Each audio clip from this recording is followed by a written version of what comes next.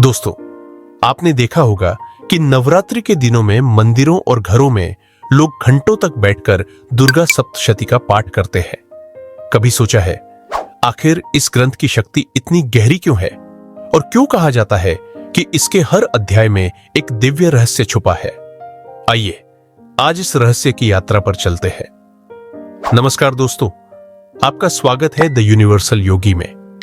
आज हम आपको ले चलेंगे एक ऐसी दिव्य कथा की ओर जहां शब्द नहीं बल्कि शक्ति बोलती है, जहां हर श्लोक में ऊर्जा है और हर अध्याय में जीवन का रहस्य छुपा है। आज हम बात करेंगे एक ऐसे ग्रंथ की जिसे हिंदू धर्म में अद्भुत शक्ति का स्रोत माना जाता है। यह है दुर्गा सप्तशती, जिसे चंडी पाठ या देवी महात्म्य भी कहा जाता है। सबसे पहले जानते हैं दुर्गा सप्तशती क्या है। दुर्गा सप्तशती असल में मार्कंडेय पुराण के अध्याय 81 से 93 तक का हिस्सा है। इसमें कुल 700 श्लोक हैं और इसी वजह से इसे सप्तशती कहा गया। यह ग्रंथ देवी दुर्गा की महिमा, उनके स्वरूप और उनकी अद्भुत लीलाओं का विस्तार से वर्णन करता है। लेकिन याद रखिए, यह केवल पुरानी कथाओं का संग्रह नहीं है। असल में यह हमारे जीवन के संघर्षों का प्रतीक है, आत्मविश्वास जगाने का मंत्र है और भय को जीतने का मार्ग भी है। दुर्गा सप्तशती को 3 खंडों में बांटा गया है। प्रथम चरित्र मधुकैटभ का वध, मध्यम चरित्र महिषासुर मर्दिनी, उत्तर चरित्र शुंभ निशुंभ और रक्त बीज का वध। हर खंड में देवी की शक्ति अलग अलग रूप में प्रकट होती है। अब चलिए इसकी 3 मुख्य कथाओं को जानते हैं। दुर्गा सप्तशती में 3 प्रमुख घटनाएं हैं और हर घटना अपने भीतर गहरी आध्यात्मिक सीख छुपाए हुए है। तो सबसे पहले शुरू करते हैं मधु और कैटभ की कथा। कल्पना कीजिए, रात का सन्नाटा है, चारों ओर अंधकार फैला हुआ है, ब्रह्मांड मौन है और उसी अंधकार में जन्म लेते हैं 2 दैत्य, मधु और कैटभ। उनकी गर्जना से तीनों लोग कांप उठते हैं। विष्णु जी योग निद्रा में सोए हैं, ब्रह्मा असहाय हैं और तभी ब्रह्मा पुकारते हैं, हे आदिशक्ति, हे जगत जननी, रक्षा करो। और जैसे ही यह पुकार गूंजती है, विष्णु जी की आंखें खुलती हैं। मां महाशक्ति का आशीर्वाद जागता है और मधु कैटभ का अंत हो जाता है। दोस्तों, यह केवल कथा नहीं, यह प्रतीक है। जब हमारी चेतना सो जाती है तो नकारात्मकता हमें घेर लेती है, लेकिन जैसे ही भीतर की शक्ति जागती है, अंधकार मिट जाता है। अब सुनिए दूसरी कथा। महिषासुर की कहानी। धरती पर दैत्यों का अत्याचार बढ़ चुका है, देवता परास्त है और उसी समय उत्पन्न होता है महिषासुर। कभी वह भैंस का रूप लेता, कभी इंसान, कभी हाथी, यानी वह दुश्मन जो बार बार अपना रूप बदलकर सामने आता है। देवताओं ने जब मिलकर अपनी शक्ति समर्पित की तो एक अद्भुत प्रकाश प्रकट हुआ। उस प्रकाश से प्रकट हुई मां दुर्गा। सिंह पर सवार, 10 हाथों में शस्त्र, तेज से दहकता हुआ रूप। देवताओं ने उन्हें महिषासुर मर्दिनी कहा। मां और महिषासुर के बीच हुआ वह महासंग्राम कई दिनों तक चला। धरती कांप उठी, आकाश थर्राने लगा। आखिरकार मां ने त्रिशूल से महिषासुर का वध किया। संदेश साफ है दोस्तों, महिषासुर हमारे भीतर की कामना, क्रोध और अहंकार है। वह बार बार लौटता है, लेकिन मां दुर्गा हमें सिखाती है कि अगर साहस और धैर्य हो तो सबसे बड़ा दानव भी गिराया जा सकता है।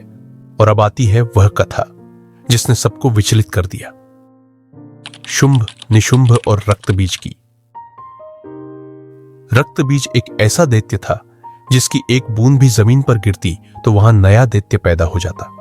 जैसे हमारी नकारात्मक सोच एक बार आ जाए तो 1000 और पैदा कर देती है। देवी का क्रोध बढ़ता गया। उनके चेहरे से प्रकट हुई मां काली। काली ने रक्त बीज का सारा रक्त पी लिया और तभी उसका अंत हुआ। यानी अगर नकारात्मकता को खत्म करना है तो केवल सतही उपाय नहीं, बल्कि उसकी जड़ को नष्ट करना होगा। अब जानते हैं इन कथाओं का आध्यात्मिक महत्व। दोस्तों, इन घटनाओं को केवल कहानी मानना भूल होगी। असल में ये हमारे जीवन के ही प्रतीक है। मधु और कैटभ हमें बताते हैं कि आलस्य और अज्ञान को हराना जरूरी है।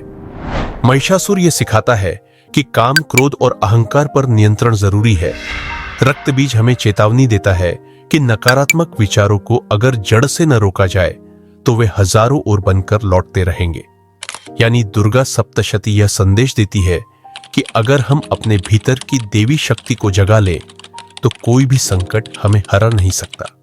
अब एक और सवाल, दुर्गा सप्तशती का पाठ क्यों और कैसे किया जाता है? इसे विशेष रूप से नवरात्रि के दिनों में किया जाता है। पाठ शुरू करने से पहले देवी की पूजा और संकल्प लिया जाता है। कहा जाता है कि हर अध्याय का अपना खास फल है। पहला अध्याय भय से मुक्ति और मन की शांति देता है। दूसरा अध्याय साहस और आत्मबल बढ़ाता है।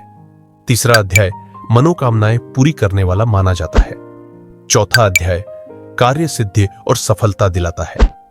पांचवां अध्याय मानसिक शांति और ऊर्जा प्रदान करता है। छठा अध्याय शत्रुओं पर विजय और बुरी ताकतों से रक्षा करता है।